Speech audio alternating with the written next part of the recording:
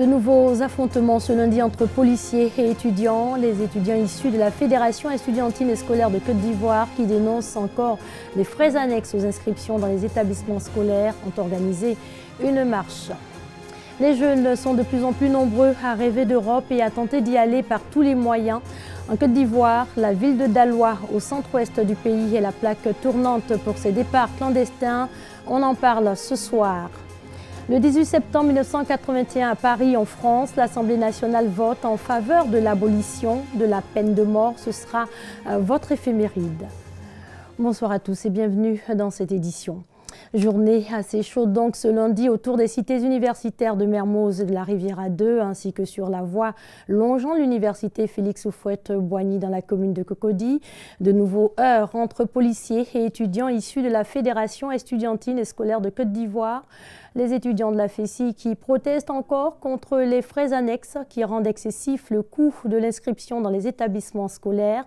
Ce lundi comme mercredi dernier, les étudiants ont érigé des barricades pour empêcher tout trouble à l'ordre public. La marche a été dispersée par les forces de l'ordre. Il n'y a aucune autre augmentation en dehors de celle décidée par les COJES, déclare Candia Camara, la ministre de l'Éducation nationale, de l'enseignement technique et de la formation professionnelle qui se prononce ici sur le fonctionnement des comités de gestion des établissements scolaires. Le comité de gestion est composé des parents d'élèves, des enseignants, des membres de l'administration et de 2 représentants des élèves dans chaque école, collège et lycée de Côte d'Ivoire. Les parents ne peuvent pas se plaindre parce que ce sont les assemblées des parents d'élèves dans les écoles qui prennent la décision. Mais il est évident qu'au moment où les parents sont convoqués à une réunion, s'il y a un parent qui ne vient pas, la décision qui est prise, ce parent va l'assumer. Cette décision va s'imposer à ce parent qui n'est pas venu ou alors à ce parent qui a fait venir la servante pour venir le représenter. C'est la raison pour laquelle nous demandons aux parents d'élèves de bien vouloir accepter de répondre aux convocations quand ils sont convoqués dans l'établissement de leurs enfants. Les parents n'ont pas à cotiser de l'argent pour les tables-bancs parce que c'est l'État qui fournit les tables-bancs. Les rames de papier, c'est nous qui fournissons les rames de papier parce que ce sont les établissements. Ça, c'est inclus dans le budget de chaque établissement. Et je peux vous dire que j'ai eu déjà à prendre des sanctions. J'ai relevé 18 IEP de leurs fonctions. Des dizaines de directeurs d'école qui se sont permis de prendre des frais d'inscription au primaire. Donc, chaque fois qu'on nous a signalé un abus, quand c'est vérifié, j'ai toujours pris des sanctions. Donc, c'est ce que je demande aux Ivoiriens.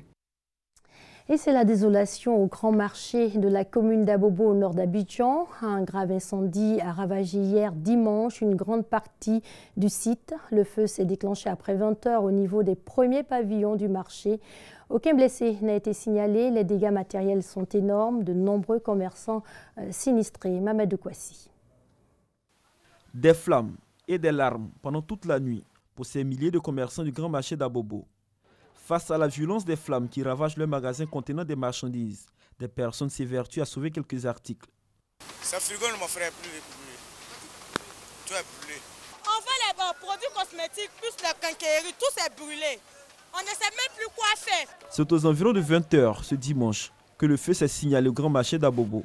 J'étais assise à pied, voir en bas du marché, ça s'allume d'abord, pri. Je dis, est-ce que ça là, c'est pas feu.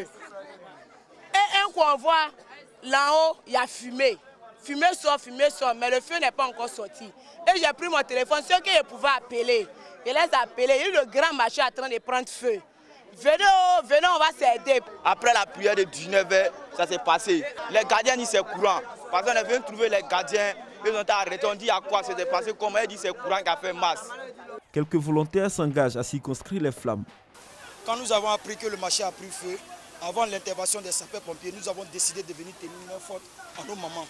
Les efforts des jeunes sont appuyés par les sapeurs-pompiers militaires, mais leur intervention connaît quelques difficultés. L'alimentation en eau qui présente un débit assez faible, nous attendons les services d'eau pour pouvoir remonter la pression sur les poteaux. Je pense que ça va rendre notre action beaucoup plus efficace. Le commandant des opérations et ses éléments sont soutenus par les soldats de l'armée française. Là-bas, tu auras 3 journées d'incendie. Donc voilà, tu as 3 années d'incendie. Avec, voilà. Et pour venir à bout de ces flammes, Les soldats du feu et les jeunes du quartier ont même plus de 6 heures d'horloge. On a appelé l'ambulance est venue, mais ils n'ont pas commencé à travailler. Sinon, on était là à travailler. Maintenant, les voleurs, ils ont commencé à casser les magasins pour voler les marchandises dedans. C'est la deuxième fois en moins d'1 an que le grand marché d'Abobo part en fumée. Bilan de cette intervention qui a mobilisé d'importants détachements de policiers et de sapeurs-pompiers. Quelques blessés, d'importants dégâts matériels. Selon les sapeurs-pompiers militaires, l'origine de cet incendie reste encore inconnue. En Algérie, trouver un rein pour une personne souffrant d'insuffisance rénale, un vrai parcours du combattant. De nombreux patients meurent faute de donneurs en cause des tabous et les lois freinant les prélèvements sur les défunts. En lui offrant un rein, le fils de Aïcha lui a permis d'en finir avec des années de dialyse. En Algérie, plus de 22 000 personnes souffrent d'insuffisance rénale. Un tiers d'entre eux espèrent une transplantation. Ça a changé beaucoup de choses. Avant, c'était très difficile avec la machine de dialyse. Comme j'ai des enfants, j'ai beaucoup à faire à la maison. Et quand je rentrais, j'étais tout le temps fatiguée, malade. J'étais 1 jour sur 2 à l'hôpital, c'était trop. Mais maintenant, grâce à Dieu, je peux m'occuper de ma maison et de mes enfants. Mais ici, comme au Maroc et en Tunisie, de nombreux autres patients souffrent ou meurent faute de donneurs. En cause, des lois freinant les prélèvements sur les défunts sans l'accord de la famille. En Algérie, jusqu'à maintenant, on n'a pas une loi qui est claire par rapport au consentement des donneurs décédés. Donc là, on est toujours avec les parents des décédés. On attend la nouvelle loi qui va sortir. Je pense qu'il y aura beaucoup plus de facilité d'explication. Certaines greffes sont aussi possibles du vivant du donneur. Mais la loi algérienne prévoit qu'une personne ne peut donner qu'à ses parents, ses enfants, son frère, sa sœur ou son conjoint. À ces lois restrictives s'ajoutent des réticences culturelles ou religieuses et la crainte d'enfreindre un éventuel interdit lié à l'islam. Des inquiétudes qui n'ont pas lieu d'être, selon ce théologien musulman. Nous partons du principe que Dieu, en tant qu'intelligence suprême et détenteur du pouvoir suprême, va pouvoir reconstituer ses corps, remettre tout à sa place, et puis tout simplement, autant le prélèvement sur cadavre que le don d'organes qui se fait actuellement sont licites. Pour encourager les dons d'organes, l'Algérie étudie à présent une modification de la loi, avec pour objectif donner l'occasion à chacun d'indiquer par écrit s'il refuse ou autorise que ses organes soient prélevés en cas de décès, permettant ainsi de passer outre un refus de la famille. L'on s'intéresse à présent à cette nouvelle tendance artistique au Nigeria. Les graffitis sur les murs de Lagos, des murs gris et sales, s'offrent comme une toile aux artistes. Regardez. Il est 8 h du matin à Lagos et Oza peint sous une pluie fine. Cela fait plusieurs jours qu'il travaille sur cette fresque mélangeant graffiti et aplat de couleurs vives. Oza est l'un des pionniers du graffiti au Nigeria. Il espère inspirer d'autres artistes pour colorer la ville. Nous sommes les pionniers et le mouvement arrive. D'autres artistes de graffiti émergent et ils vont créer une véritable scène. Nous allons simplement persévérer et faire de notre mieux pour que les graffitis de Lagos ou du Nigeria soient reconnus. Dans l'immensité grise de Lagos, les espaces pour peindre ne manquent pas, mais les autorités sont très répressives. Pour faire vivre leur art, les graffeurs sont contraints de bien choisir les murs auxquels ils s'attaquent.